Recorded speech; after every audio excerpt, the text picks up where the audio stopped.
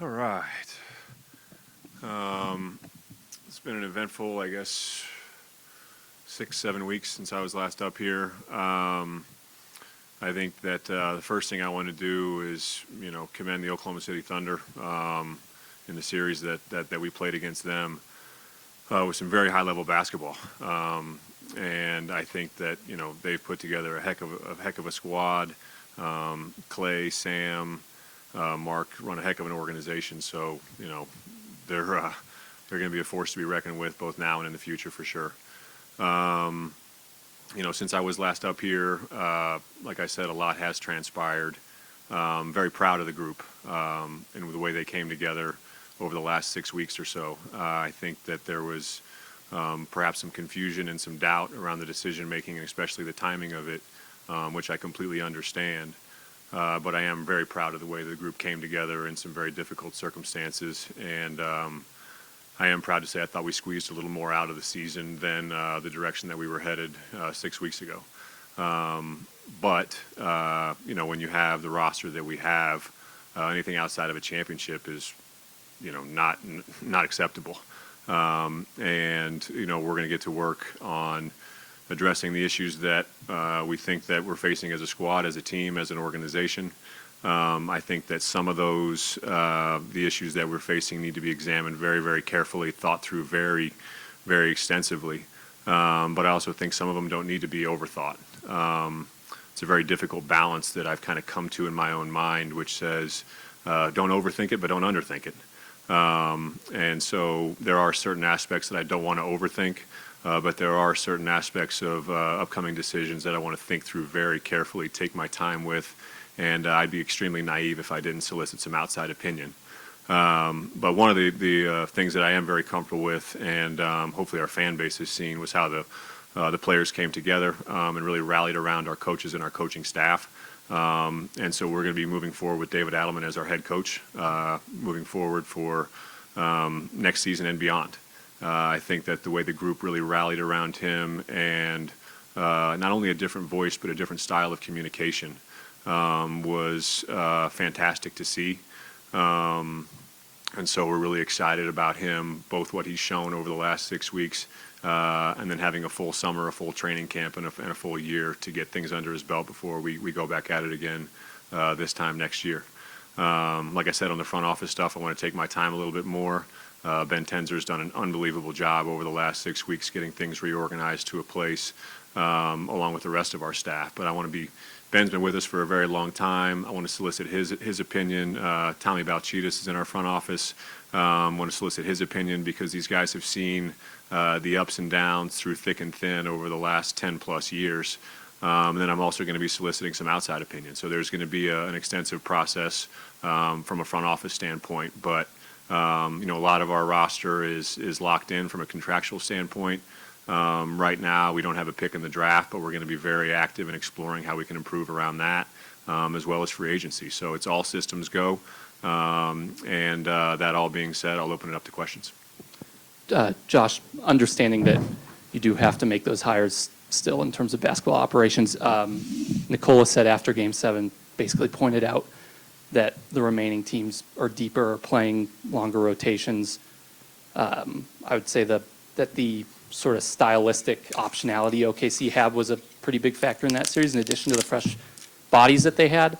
Do you feel sort of any urgency to explore the trade market, even with sort of the higher salary players that you guys have, or do you sort of believe that you guys can get meaningfully deeper using sort of the limited mechanisms available in player development?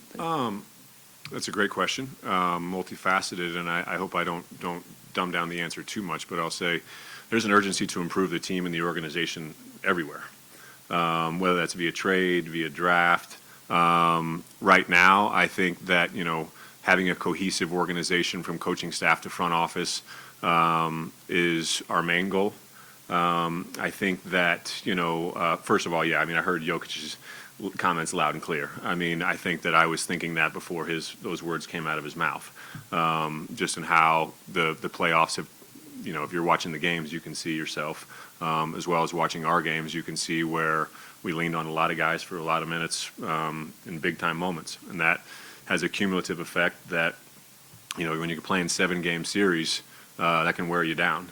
But to talk about Jokic's his statement, and then to look around the NBA, our roster, a lot of it was put together under different rules, and we have extended guys, under this current CBA has tweaks to the new rules, especially at the top, kind of top end in the tax bracket with your first and second aprons, which I know created a lot of dialogue around KCP last summer. But I think that what I see around the league is a lot of successful teams that have developed their benches. I don't think that teams are able to go out, especially competitive teams that are making a push in the playoffs. The rules don't allow certain exceptions to exist anymore in the same way they did previously for you to go out and get a veteran player and kind of a plug-and-play bench-type player. I think those opportunities do exist if you're smart and can find value where others might not see it. But I also think that they're, whether it's Oklahoma City, you look at some of the guys on the Pacers roster, these guys have been developed over a period of years. They understand their roles, they understand their responsibilities, and they're accountable to that. And those are the teams that I see having a lot of success. So there's a lot of ways to improve it, and we're going to be looking at all of them. Josh, two unrelated questions here. First, I think that one of the central questions is how close do you feel the team is? That informs directions here. You went to 7 games with a 68-win team, but it took 7 in the first round and only 50 wins in the regular season. So how close do you feel the team is? And then two, in your last press conference, you mentioned how you should have been more involved earlier in things that happened. How do you see your involvement changing going forward? Is it different? Is it in all aspects or specific aspects you feel your role will be in this next iteration? Okay, those are two distinctly different questions and both very long, so I may have to have you come back to the second one. But I'll start with the first one. How close do we think we were? That's a great question, and one that I've asked myself about 10 different ways, in every way I can think of. We took the Oklahoma City Thunder, who is playing some of the best basketball in the league, if not the best right now, to 7 games, which, is great. We took a great team to 7 games. That series could have been 4-0 the other way. That series could have been 4-1 us. I don't think we lost Game 7 during Game 7. I thought we lost Game 7 during Games 4 and 5. These series are very fragile things, and they come down to little moments in time and, certain actions over the course of a few minute span in games. And so while I think we were close in some ways, I don't think it would have been I don't think it was a 4-0 sweep for Oklahoma City, and I don't think it was a 4-1, and that's where the series wound up. So to answer your question, we're close, but I don't want to be naive in thinking of how close we are, but I don't want to underestimate how close we were either. Thinking back to the first round, we're an Aaron Gordon tip dunk away from perhaps coming back here down 3-1. And then what does that series look like? Do we even have the opportunity to go out and try and chase a team as great as the Thunder? So there's lots of ways to kind of weigh how close we are. But I think that as a group, we feel confident that we can go toe-to-toe with a lot of teams around the league. And now we're going to get to work seeing about how we can go toe-to-toe and then overtake them. What was your second question? Your role. My role. I think, as I said when I was up here last time 6 weeks ago, I think I need to be very hands-on in periods of transition. And then you have to, I'm not saying let go of the rope, but you have to allow people to do their jobs. And so if I'm critiquing myself kind of as I was recently, I needed to be much more hands-on in periods of transition, especially a couple years ago. And I said, the thing that was tough to deal with is, should I have been more hands-on or more hands-off in the transition a couple years ago? Well, we won the championship the first year. We never done that before. So I don't know what the right balance was then. I think actually looking back on, I should have been more hands-on in the wake of the championship. When you shoot for a goal over a 10-year span and then all of a sudden you achieve it, I think the natural reaction for some people is not to let down, but you become more solidified in your own beliefs of how we got there. And that's kind of what occurred over a period of time. was you had some people that were very set in beliefs about how we got to a certain point, and we reached the pinnacle. And then how do you turn that page and find success after that when you have rules changing around you and certain preferences for certain players?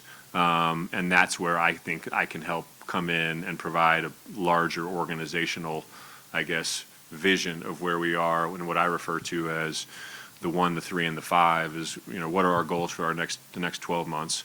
What are our goals for the next 3 years? And then how does that fit in a 5-year window to win the whole thing? The Nuggets 1, 3, and the 5 has been thrown out the window for quite some time because we've been in a 1 year, like we're going for it. The first time we started to talk about that around these walls, I think you kind of get smiles and, we're real champion. Are they really going to go for it? But I think our championship window really opened in 2021. And unfortunately, 10 games after we traded for Aaron Gordon and really saw what a championship contender might look like, that was when Jamal got hurt. And so you deal with things, and I deal with the reality that does require a different perspective than, Coach Adelman trying to win the next game, or our GM trying to win the next game, but balance winning the next game with having a competitive roster over the next 12 months to 2 years.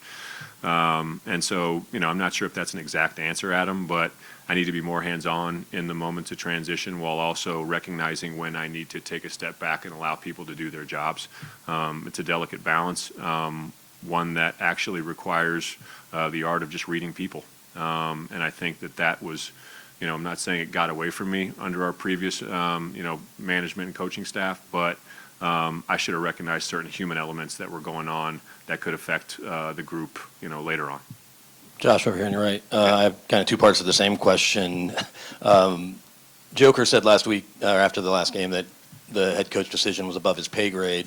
But I'm curious, did you even need to ask him, or did you get him to weigh in on his thoughts? And when did you know that David was going to be your choice? When did you come to that conclusion as you went through the search in your mind, I guess, over the last 7 weeks? Considering what Yoke makes, it's not above his pay grade, I'll tell you that much.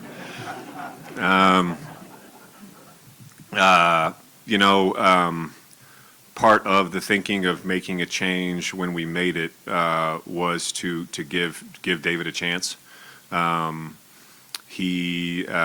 known DA since he arrived here in 2017 or 2018, and he's been on our staff. He's grown with the group, and he understands their tendencies as players. But I think equally as important right now with where we are in our organization cycle is he knows them as people, what makes them tick.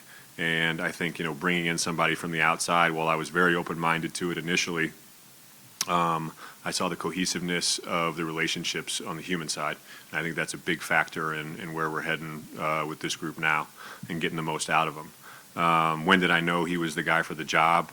I'm not sure there was a sharp moment in time, but, DA has I'm not sure what his exact, maybe he was our associate head coach, I'm not 100% certain, but he's been our lead assistant for a number of years. He's been on the radar for the rest of the league for a number of years as a potential head coach. And, as he stepped into that role, I knew that he was probably more ready than people probably thought. But to say, David went above and beyond where I thought that he would be. I knew he'd be a great communicator and in some of the ways that we needed a different message hitting some of the players in the locker room. But, before and after games, not to generalize too much, but interacting with the media before and after, I appreciated how candid he was in his ability to communicate, because I think, that is a key element of today's world and professional sports in general.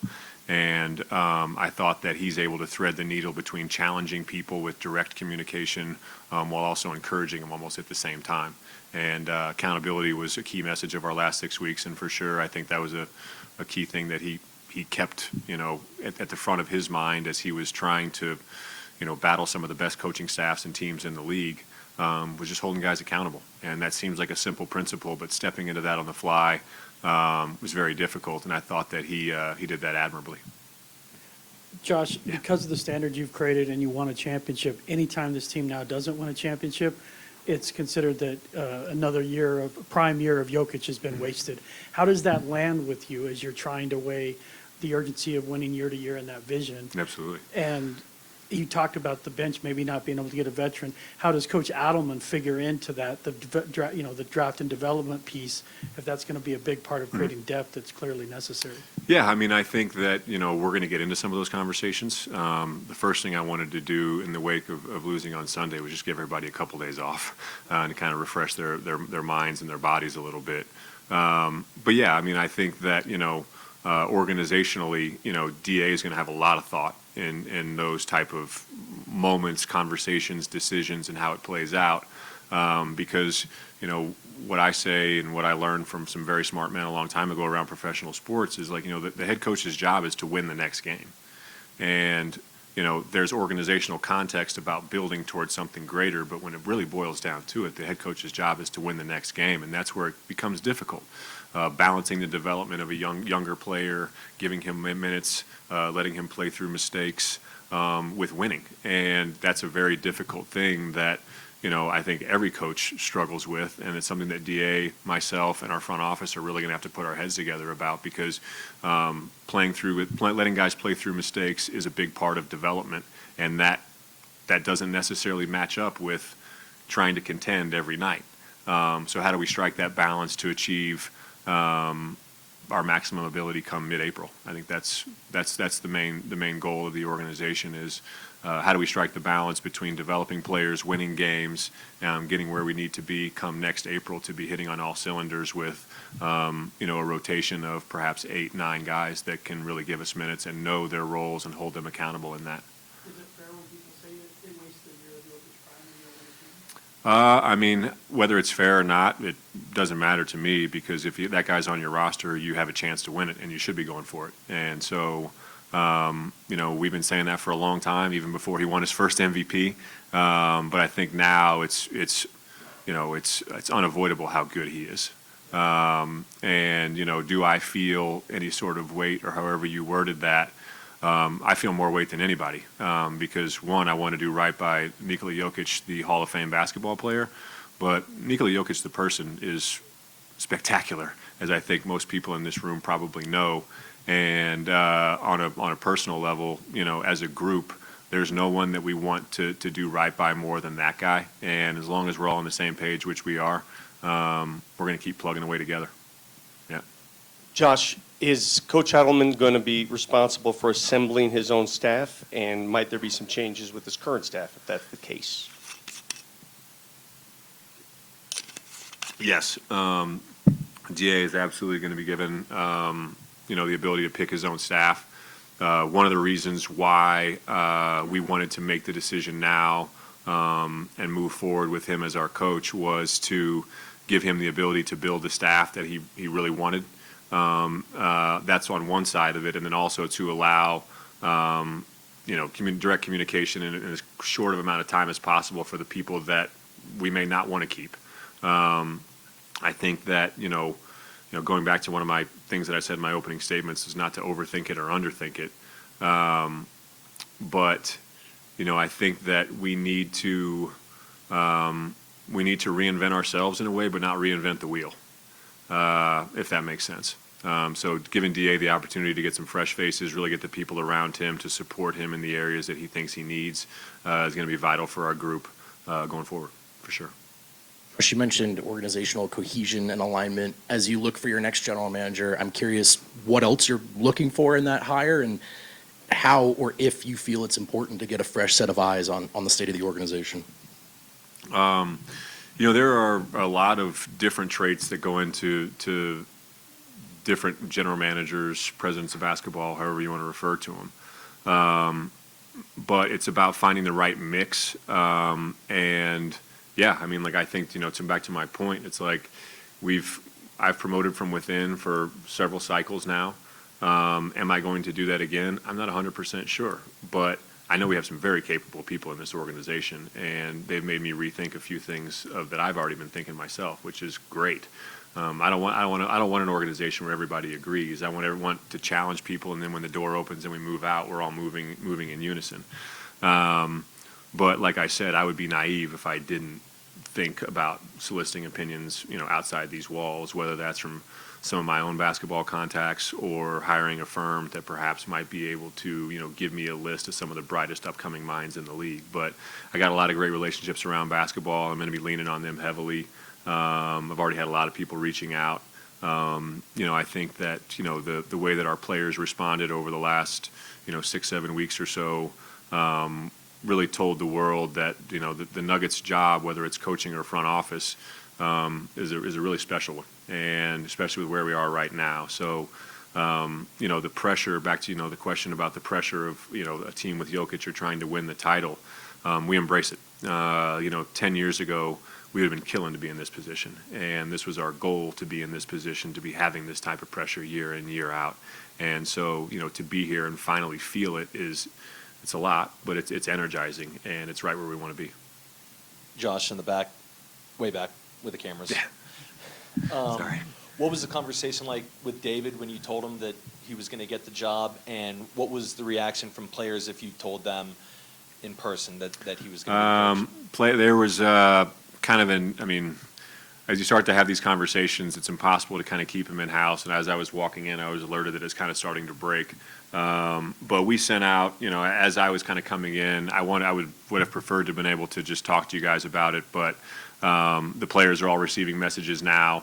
Some of them are in town, some of them have already scattered. But I wanted them to have some certainty around this decision as well, so DA can start touching them, because we got a lot of work to do. To your question about how was my conversation with DA, it was great. They're pretty much, I shared a lot of the things that I've already shared with you guys, but on a very personal level, we just kind of laughed about that first morning, because it was such a rough morning for me, the amount of respect I had for Coach Malone and Calvin, and then he and I had to meet in a whole new context that we'd never met before on. And we both kind of looked at each other across the table, and we just kind of smiled and said, well, here we go. And we kind of had another moment like that whenever I just said, look, man, I've thought long and hard about this. I said some of the things that I said with this room about, overthinking and underthinking. But I said, look, man, I was like, there's one thing that I sure as heck I'm not going to overthink. It's the incredible job that you just did with this group. And we had, a good exchange after that I'll keep privately. But DA, in his response, he told me that, he's more than ready for the job. That's for sure. Hi, Josh. Everyone's excited and hungry for another championship. As you're looking for another GM, what do you say to fans who are concerned that this period has been a period of instability? And what do you say to them who are concerned about this transition and want to see progress? I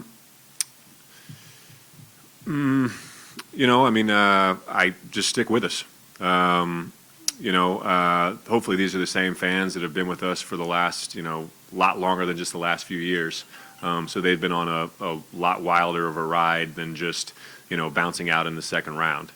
But, from an instability standpoint, that's why I made the decision that I did before the playoffs. I think the real instability would be if I just hid behind the curtain and allowed the plane to continue to go where it was heading. And probably, I think that plane would have landed in the play-in and probably gone right out then. So I made that decision because I thought there was more in that group. And so from a stability standpoint, I feel way more stable right now than I did 6 weeks ago. Josh, just wanted to get your thoughts. Russell Westbrook had a great year. You've had a bunch of other guys, including Bruce Brown, who's come in for 1 year and had a great year. There's been this kind of divide, I guess, between some guys that will be able to come in and play with Nikola and play for the Nuggets organization and then go on and have success, have great years. Why do you think it has taken some guys in the league a little bit longer to embrace that? And do you think you guys can recruit some more free agents during this offseason with limited resources? No, I think it's definitely a big part of our pitch, and it has been for a few years. It's not like we broadcast that out, but yeah, in a nutshell, if you're a certain type of player with a certain type of skill set, I think, if you come play next to Yoke, you're going to look pretty good. And that pretty good might result in you getting paid pretty high. And so there have been a few of those. And It's part of our pitch, and it's also going to be part of our pitch to some of our young guys with certain roles as they're growing and developing. Playing next to that guy is a privilege, but we also have wonderful players throughout our roster. And I'm going to be challenging them, as a whole and individually this summer, because we have, from what I saw, over the last couple of weeks, those guys should be hungrier than ever, because they should see it right in front of their face, how close we can come if we're all moving in unison and playing our game. Yeah, I mean, I'm not sure if that actually answers your question at all. And if not, please follow up. But yeah, I mean, I think that, we're looking at everything right now, and it's exciting for me, for sure. Yeah. Thank you, Josh. Go ahead. No, just the idea that I guess that you have such limited resources heading into off-season like this one, and just, Yeah. everything. No, I think, to answer your question maybe a little more pointed, I think a lot of our answers are internal right now. With where we are from a roster standpoint, we have guys locked into contracts. We're going into a coaching transition. And to be frank, that's a huge change. Huge change. I know that we've already had DA as our coach for 6 weeks or so, but, he didn't really get a chance to really implement any of his own ideas because of the time frame and then the time crunch with the playoffs fast approaching. So, DA's philosophy, how he might use these guys slightly differently.